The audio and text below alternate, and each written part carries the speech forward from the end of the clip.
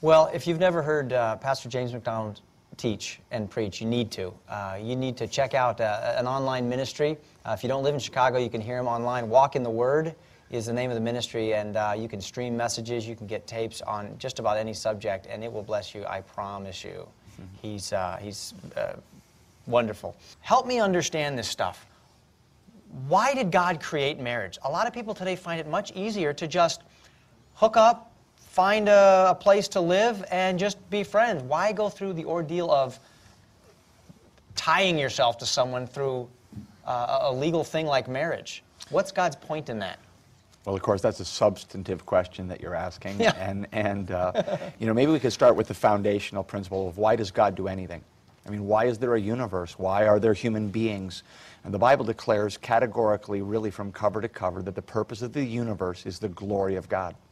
And, you know, sometimes I'll ask people, Kirk, you know, do you know what the glory of God is? What is the glory of God? And they'll say, well, I think it's like, it could, look, the glory of God is what emanates from God's presence. As heat is to fire, as wet is to water, as light is to bulb, glory is to God. Glory is what emanates from God. We don't see God, we see His glory. The heavens declare the glory of God. The universe itself is shouting that there's a God, there's a God, there's a God, there's a God.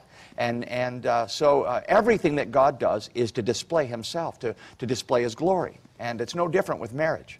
I mean, the way that a man and a woman fit together, you know, of course the world will tell us that it could be a man and a man or a woman and a woman. What nonsense. That men and women, though they're equal in every way under God, they're different.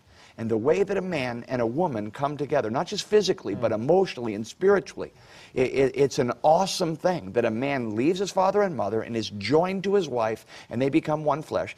Marriage is for God's glory. Marriage is God's idea. And the way that a man and a woman love one another for a lifetime is one of the most dynamic ways that they display the reality of God in their life. And just like you look at a mountainscape or a beautiful ocean and you say, there has to be a God. Yeah. So you look at the way that a man and a woman love each other unconditionally and sacrificially for a lifetime, and you say, look at this. Who can love like this? No, not the world can't. Only people who have God in their life. And so marriage with God at the center is God's idea. It's for His glory, and it displays the reality of who God is. Wow. Wow. Amen. So when it says here in verse 24 that a man's going to leave his father and mother and cleave to his wife, what does that really mean? Well, leaving his father means that he's now going to be the head of his own home. Leaving his mother, you've heard it said, if mama ain't happy, ain't nobody happy. Right. Okay, well, that's not true anymore at your mom's house. That's her thing. Now you go and you have your own house, and a man, when they have their own house. Now my concern is not what does my mom think, though I always want to honor my parents. My concern is my wife now, and taking care of her. She's first. In terms of all human relationships, she is number one. Nothing comes before her. And I'm going to protect her and provide for her and honor her and cherish her in sickness and in health, you know, like we say. And forsaking all others, give myself only to her as long as we both shall live. And so that's what leaving others out, cleaving, now just her, she's number one, and we're one together in God. So what I hear you saying is that if I'm running back to mom and dad... Not great. Not great. Not great. If I'm married and I'm still running back to mommy or running back to daddy with my trouble, instead of super gluing myself to my spouse, then I'm not leaving and cleaving. Oh, you're not. No, it's all about that relationship. You can honor your parents, you can respect their counsel, you can listen to them, but number one is that husband-wife relationship. That's first, that's central, and that's the foundation with Christ that you build your home on. Amen, amen. Okay, the second phrase that's key here is, and the two shall be one flesh. There's kind of a mystical something about that. I mean, we know it has something to do with Christ and the church, but what does it mean that the two become one flesh?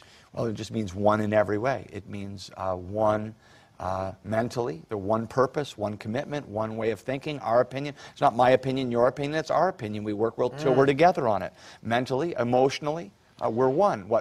Physically, obviously, some people get that first, and that's supposed to be the culmination of the relationship, not the thing first. But mentally, emotionally, physically, and of course spiritually, they are one. See, I love that. You emphasize in your teaching about marriage, and I've heard these on your tapes, that this is not a you thing and a me thing, a my thing and a your thing, and your friends and my friends. This is a us thing. Totally. This is a we thing, Totally. always. Totally. Kathy and I have just been working through some challenging things recently, and one of the things we've said to each other over and over, it's what we think.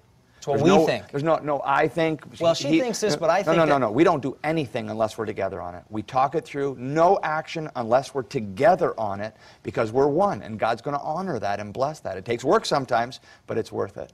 And if we have disagreements and we can't seem to get on the same page, how do we become one in difficult areas? Well, you know, some will really emphasize the fact that the husband takes the lead, and I think the Bible certainly teaches that.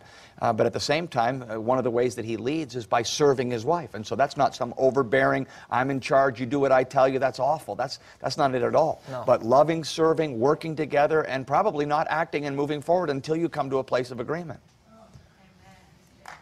Isn't that great? And you know, the beauty of that is that God gives these great big concepts in the beginning in Genesis, and then He later breaks those things down in Ephesians and in Colossians and in 1 Peter, and He talks all about how to do those things, what those things mean.